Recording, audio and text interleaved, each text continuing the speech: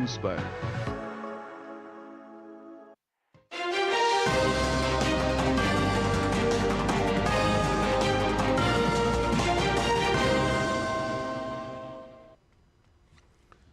नमस्कार, DD news पर आप देखना शुरू कर चुके हैं समाचारों का बुलेटिन। मैं हूं लाल चंद्र सिंह। देखेंगे देश और दुनिया की तमाम बड़ी खबरें, लेकिन सबसे पहले नजर डालते हैं इस समय की हेडलाइंस पर। केंद्रीय गृह मंत्री अमित शाह ने तेलंगाना के निजामाबाद में राष्ट्रीय हल्दी बोर्ड मुख्यालय का किया उद्घाटन। कहा, पीएम मोदी ने आतंकी हमलों का लिया बदला। पाकिस्तान में घुसकर सैकड़ों आतंकियों को किया ढेर।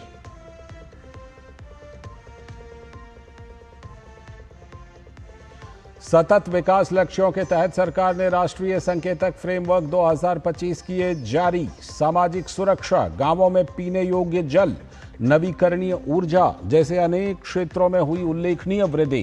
केंद्रीय मंत्री इंद्रजीत सिंह ने डेटा कलेक्शन में बेहतर तकनीक और समन्वय पर दिया बल।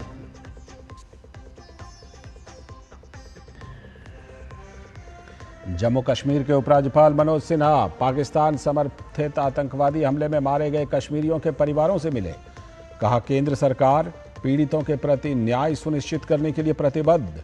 आगामी श्री अमरनाथ यात्रा की तैयारियों का भी लिया जायजा।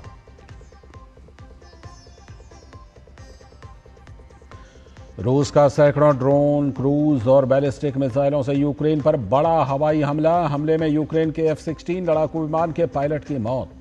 ज़ेलेंस्की ने हवाई सुरक्षा को मजबूत करने के लिए पश्चिम से और अधिक सहायता का किया आह्वान। और पूरे देश में मानसून ने दी दस्तक। मौसम विभाग ने पूरे उत्तर भारत में भारी से लेकर अधिक भारी वर्षा की जताई संभावना। कई राज्यों के लिए रेड और ऑरेंज अलर्ट भी जारी।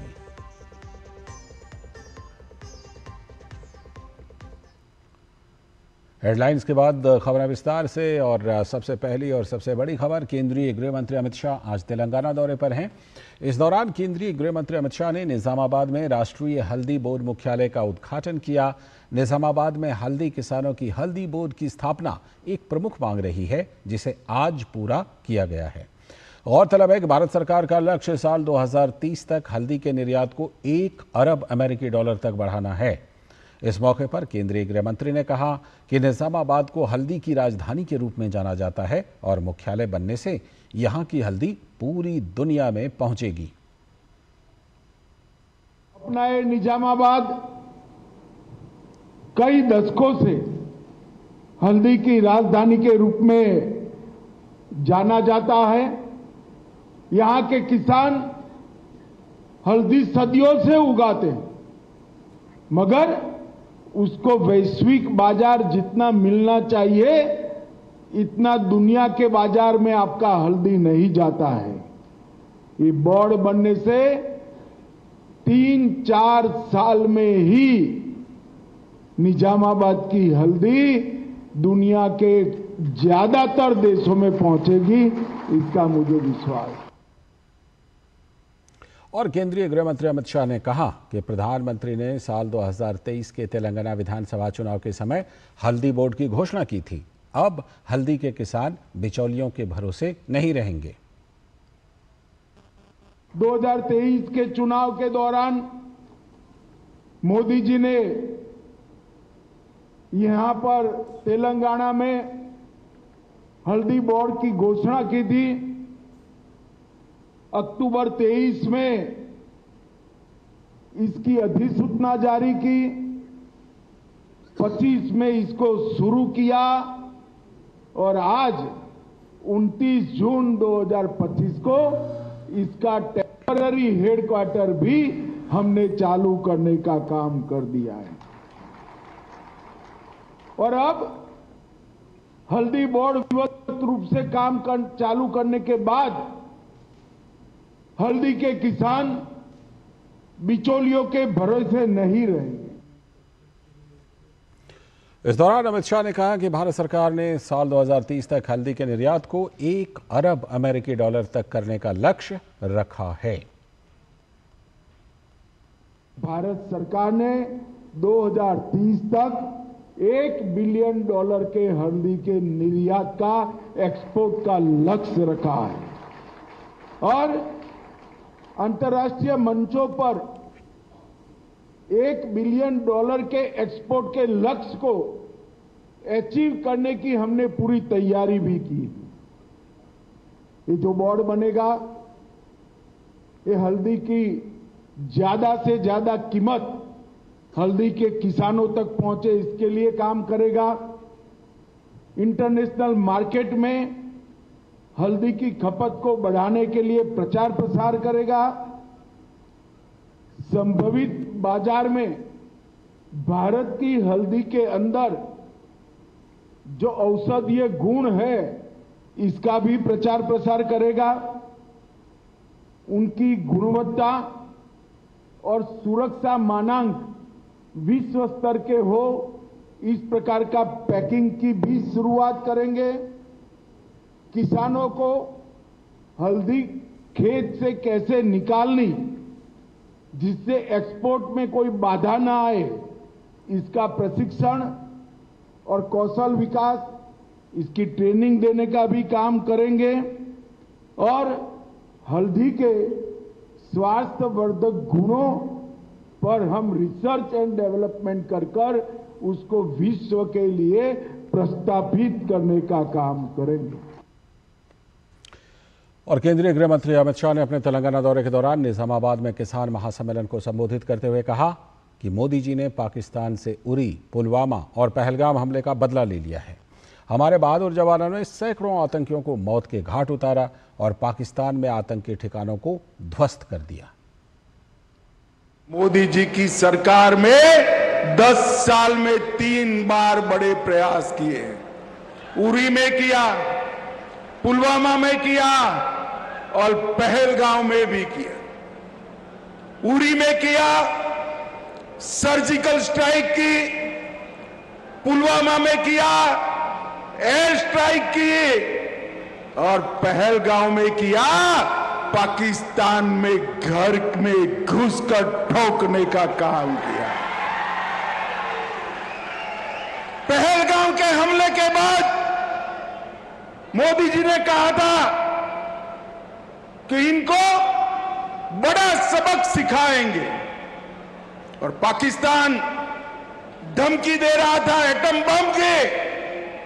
एक दिन रात को हमारे सेना के बहादुर जवानों ने आतंकी संस्थाओं के हेडक्वार्टर को उड़ाकर सैकड़ों आतंकवादियों को धराशायी कर दिया। अब बात मन की बात की। प्रधानमंत्री नरेंद्र मोदी के मन की बात कार्यक्रम को मेरठ के कलाकारों ने एक साथ सुना।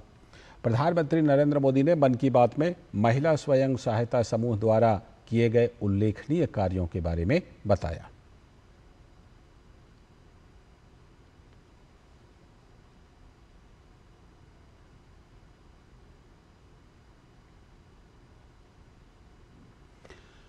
और बात एक दुखद खबर की। ओडिशा के पुरी में गुंडीचा मंदिर के बाहर रविवार सुबह भगदड़ जैसी स्थिति बन गई। इस भगदड़ में कम से कम 10 लोगों के घायल होने और 3 लोगों की मृत्यु की भी पुष्टि हुई है। तो वहीं राज्य सरकार ने मृतक श्रद्धालुओं के परिजनों को 25-25 लाख रुपए की आर्थिक सहायता देने की घोषणा की है।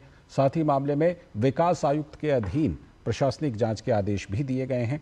मामले पर अधिकारियों पर बड़ी कार्रवाई करते हुए ओडिशा सरकार ने पुरी के डीएम और एसपी का तबादला कर दिया है और 2 अधिकारियों डीसीपी विष्णुपति और कमांडेंट अजय पाधी को ड्यूटी में लापरवाही के लिए निलंबित कर दिया गया है। चंचल राणा पुरी के नए जिलाधिकारी और पिनाक मिश्रा ने एसपी का पदभार संभाल लिया है। घटना सुबह करीब 3 बजे से 4 बजे के बीच हुई, जब सैकड़ों श्रद्धालु दर्शन के लिए मंदिर परिसर और रथ के समीप एकत्रित थे। रात 12:15 बजे पहुड़ा नीति संपन्न हुई थी, जिसके तहत भगवान के दर्शन बंद कर दिए गए थे। हालांकि बड़ी संख्या में श्रद्धालु दर्शन के पुनः आरंभ होने की प्रतीक्षा में रात भर वहां मौजूद रहे। सुबह 4 बजे मंगला आरती के लिए जब पट खुले, तब श्रद्धालुओं की भीड़ अचानक रथ की ओर दौड़ पड़ी, जिससे भगदड़ की स्थिति उत्पन्न हो गई। और अब खबर पश्चिम बंगाल से, जहां दक्षिणी कोलकाता के लॉ कॉलेज में छात्रा से गैंगरेप की घटना के बाद पश्चिम बंगाल पुलिस एक्शन मोड में है। विशेष जांच दल घटना से जुड़े हर पहलू को खंगाल रहा है। कोलकाता पुलिस ने जांच के लिए विशेष जांच दल यानी एसआईटी के सदस्यों की संख्या बढ़ाने का निर्णय लिया। कोलकाता पुलिस के एसआईटी सदस्यों की संख्या बढ़कर 9 हो गई है। कोलकाता के साउथ कलकत्ता लॉ कॉलेज में कथित सामूहिक बलात्कार की घटना की जांच के लिए एसीपी प्रदीप कुमार घोषाल एसएसडी की देखरेख में एसआईटी का गठन किया गया है। इस बीच राष्ट्रीय महिला आयोग की 3 सदस्यीय टीम ने भी आज कोलकाता के लॉ कॉलेज का दौरा किया। शुरुआत में टीम ने कस्बा थाने की पुलिस से बात की और फिर लॉ कॉलेज की पुलिस से भी बात की। हालांकि थोड़ा तनाव तब उत्पन्न हुआ जब स्थानीय पुलिस ने टीम को घटनास्थल की तस्वीर लेने से रोक दिया। हालांकि बाद में पुलिस को अनुमति देनी पड़ी क्योंकि ये महिला आयोग की गाइडलाइन का हिस्सा है। राष्ट्रीय महिला आयोग की सदस्य अर्चना मजूमदार ने घटनास्थल का दौरा करने के बाद कहा है कि पश्चिम बंगाल सरकार और यहाँ की पुलिस ने हमारा कोई सहयोग नहीं किया। साथ ही उन्होंने कहा कि घटना की सच्चाई पर पर्दा डाला जा रहा है।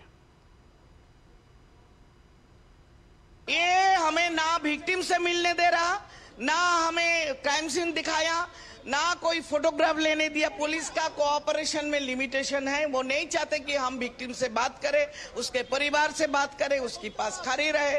पुलिस बोल रहा है कि कहाँ है हमें पता नहीं है। Imagine the DC deputy commissioner who is the nodal officer of the case, she doesn't know वो कहाँ है।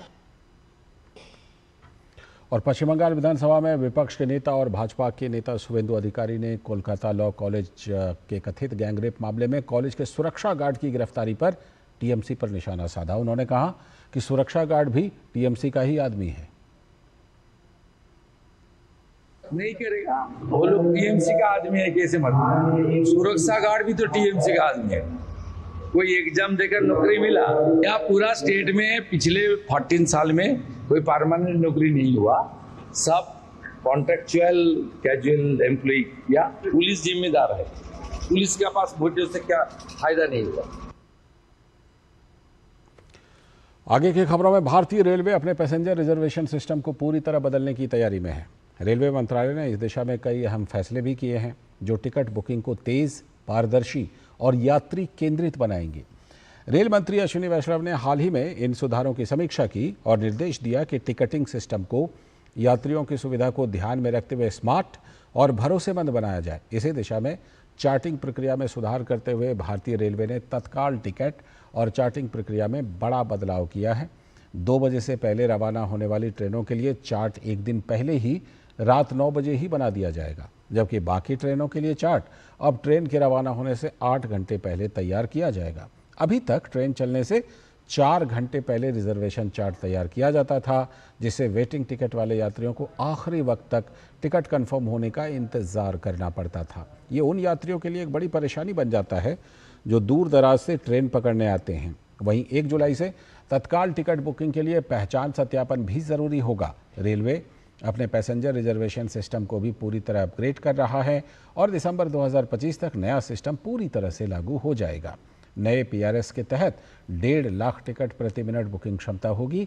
नई सुविधाओं के तहत बहुभाषी और यूजर फ्रेंडली इंटरफेस, सीट विकल्प चुनने की सुविधा, किराया कैलेंडर, दिव्यांगजन, छात्र, रोगियों आदि के लिए एकीकृत विकल्प शामिल होंगे। तो वहीं तत्काल बुकिंग के लिए जुलाई के अंत तक ओटीपी आधारित प्रमाणीकरण भी अनिवार्य होगा।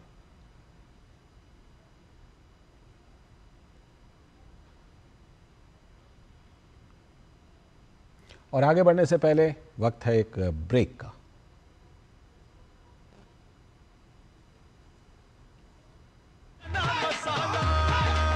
अब छोलिया हो या लोबिया, सफेद चने या काले चने, सब कुछ मजेदार बने। जो लक्ष्य चुना था समझ आने लगा है। जीएलए यूनिवर्सिटी, उच्च लक्ष्य की निश्चित प्राप्ति। जब धरती चीर कर निकलता है लोहे का पत्थर और मिलता है मोंगिया के जोश से, फिर तपता है, पिघलता है और बनता है फौलाद। अब होता है सरिया सारी खूबियों के साथ। मोंगिया स्टील, मजबूत देश का मजबूत सरिया। केंट गोल्ड से पानी होता है ज्यादा प्योर। बैक्टीरिया के अलावा हानिकारक सिस्ट भी निकलती है। बिना बिजली से चलने वाला वाटर प्योरीफायर जो पानी को शुद्ध करे और बीमारियों से बचाए। अब हर परिवार होगा स्वस्थ केंट से। शादी का किचन महके जहां, गोल्डी किचन किंग मसाले हो वहां। गोल्डी लाए हैं फ्रेश लॉक टेक्नोलॉजी, जो रखे मसालों को हर समय फ्रेश। स्वागत है ब्रेक के बाद। आगे की बड़ी खबरों में जम्मू कश्मीर के उपराज्यपाल मनोज सिन्हा ने अनंतनाग में आम कश्मीरियों के परिवारों से मुलाकात की, जिन्हें 1990 के दशक से पाकिस्तान समर्थित आतंकवादियों द्वारा बेरहमी से मार दिया गया था। उपराज्यपाल मनोज सिन्हा ने आतंकवाद पीड़ितों के परिवार के सदस्यों से कहा कि जो सरकारी नौकरी के हकदार हैं वे अपने मामले संबंधित डिप्टी कमिश्नरों के पास जमा करा सकते हैं। उन्हें 1 महीने के भीतर नियुक्ति की प्रक्रिया में तेजी लाने का आश्वासन भी दिया। साथ ही उन्होंने परिवार के सदस्यों को अपना खुद का व्यवसाय शुरू करने पर वित्तीय सहायता देने का भी आश्वासन दिया।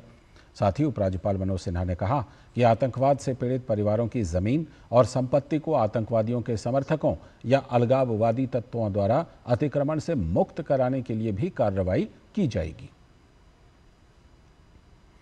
और इसके साथ ही जम्मू कश्मीर के उपराज्यपाल मनोज सिन्हा ने रविवार को पहलगाम के नुनवान बेस कैंप का भी दौरा किया। इस दौरान उन्होंने अमरनाथ यात्रियों के लिए इस बेस कैंप में फुट ओवर ब्रिज का उद्घाटन किया।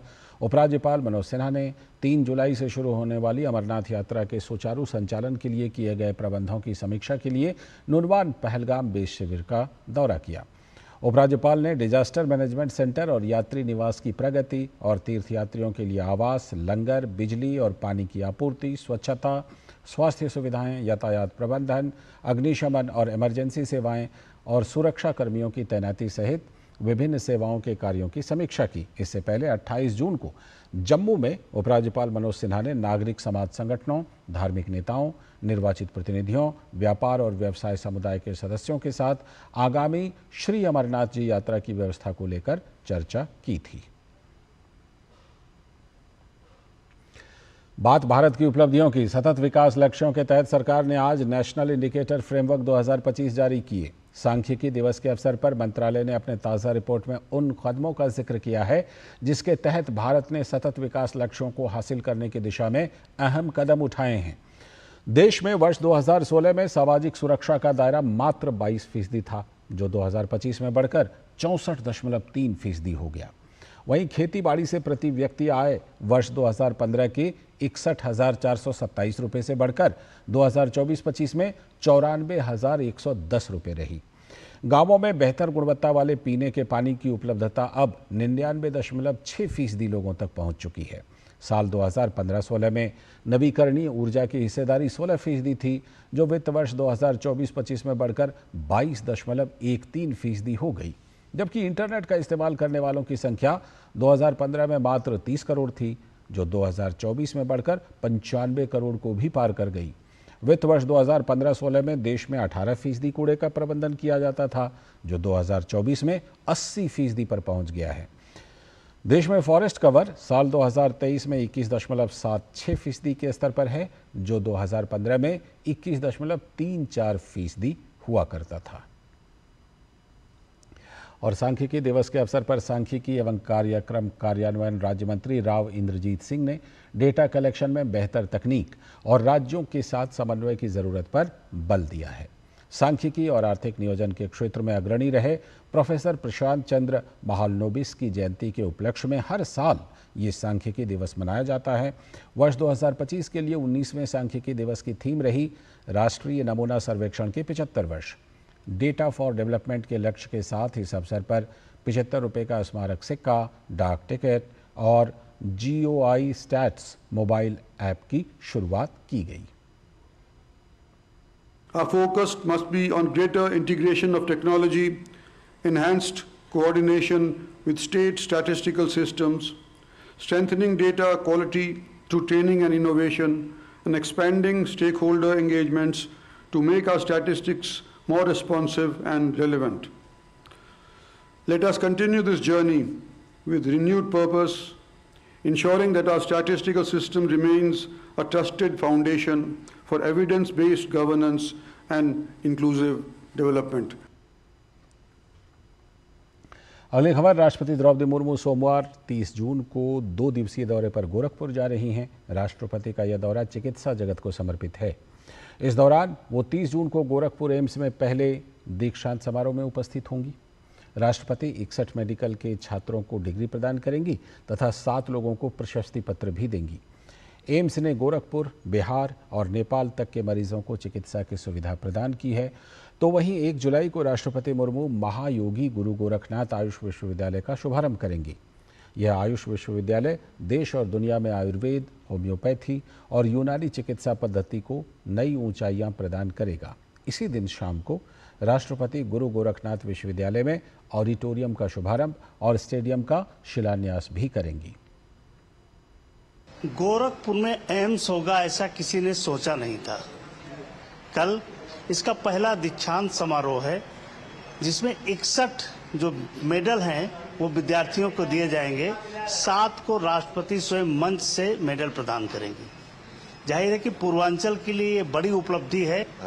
जो फास्ट सर्विसेज यहाँ हैं एज आई थिंक कि पूरे शहर में कहीं नहीं मिल सकता। एक हार्ट के पेशेंट को जिसको अटैक हो, माइनर अटैक हो, मेजर अटैक हो, वो कहीं जा करके जितने देर में अपना लोग पैसा जमा कराएंगे, प्रोसीजर कराएंगे, उतने में यहाँ आधा प्रोसीजर हो जाता है। महायोगी गुरु गोरखनाथ आयुष विश्वविद्यालय के उद्घाटन 1 जुलाई को राष्ट्रपति द्रौपदी मुर्मू जी गोरखपुर में करेंगी। ये चिकित्सा कक्ष है जहां आप देख रहे हैं कि ढेर सारी दवाइयां रखी हुई हैं और यहीं से लोगों को दवाइयां दी जाएंगी। पंचकर्म, आयुर्वेदिक, यूनानी और होम्योपैथी सभी दवाइयां यहां लोगों को मिल पाएंगी। देख लीजिए साफ सफाई का काम चल रहा है, जहां कुछ टूटा फूटा उसको रिपेयर किया जा रहा है। 1 जुलाई 2025 में महामहिम राष्ट्रपति महोदया के माध्यम से इस आयुष विश्वविद्यालय के लोकार्पण होना निश्चित हुआ है। इस लोकार्पण कार्यक्रम में महामहिम के द्वारा वृक्षारोपण होगी, फोटोग्राफी सेक्शन होगा और फोटो गैलरी सेक्शन का विजिट भी होगी। तत्पश्चात लोकार्पण प्रोग्राम में राष्ट्रपति महोदया भाग लेने वाली है। ये ऐसे क्षेत्र है जहां कभी चिकित्सा के लिए लोगों को परेशान होना पड़ता था, लेकिन आज देश दुनिया में चिकित्सक जाएंगे यहां से बनके। इस तरीके की तैयारियां की गई हैं। गोरखपुर में चिकित्सा के लिहाज से अगर देखा जाए तो बेहतर स्थितियां योगी आदित्यनाथ के आने के बाद बनी है। एम्स है, आयुर्वेद चिकित्सा विश्वविद्यालय है और ये यूनिवर्सिटी जो गोरखनाथ ट्रस्ट की है वो है। इस तरीके से तमाम संस्थाएं काम कर रही हैं। उम्मीद की जाएगी कि पूर्वांचल, नेपाल और बिहार तीनों को इससे लाभ होगा। कैमरामैन रामजी वाजपेयी के साथ ramen Singh, DD news, Gorakhpur. आगे बढ़ने से पहले वक्त है एक और छोटे से ब्रेक का।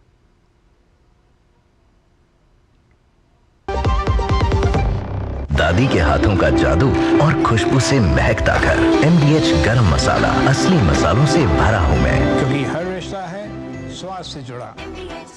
कैंट गोल्ड से पानी होता है ज्यादा प्योर। बैक्टीरिया के अलावा हानिकारक सिस्ट भी निकलती है। बिना बिजली से चलने वाला वाटर प्योरीफायर जो पानी को शुद्ध करे और बीमारियों से बचाए। अब हर परिवार होगा स्वस्थ कैंट से।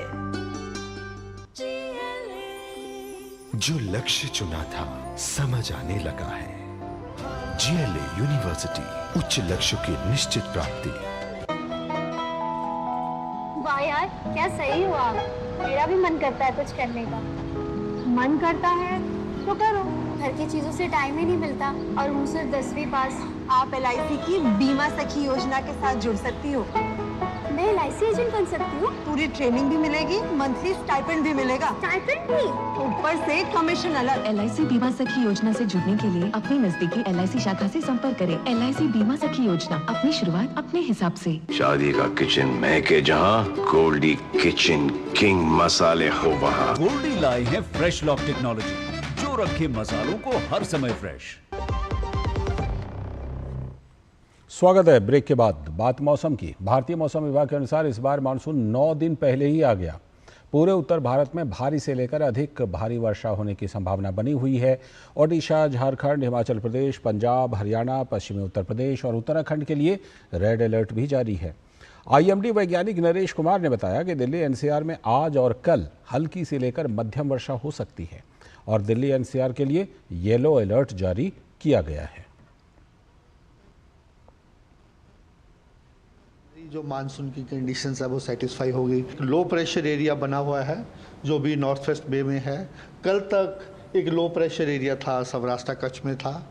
तो उसके अलावा एक ईस्ट वेस्ट ट्रफ जोन बना हुआ है और ये सारी चीज़ें मानसून के लिए काफ़ी फेवरेबल हैं। इसी को मद्देनज़र के कारण होते हुए ये सब मानसून आज इंटायर कंट्री कवर हो चुका है, इंक्लूडिंग जो कुछ हिस्से हमारे राजस्थान के बचे थे, हरियाणा के बचे थे, उत्तर प्रदेश के। आज के लिए हमारा उड़ीसा और झारखंड के लिए रेड अलर्ट है, हिमाचल और उत्तराखंड के लिए भी रेड है, वहाँ कंटिन्यूज वेरी हैवी रेनफॉल हो रहा है। पंजाब, हरियाणा, वेस्ट यूपी के लिए भी हमारा ऑरेंज अलर्ट है। अगर आप एनसीआर दिल्ली की बात करें, आज और कल भी जहाँ लाइट मॉडरेट रेनफॉल रहने का अनुमान है। और इसके साथ इस बुलेटिन में फिलहाल इतना ही। हमें दीजिए अनुमति। नमस्कार।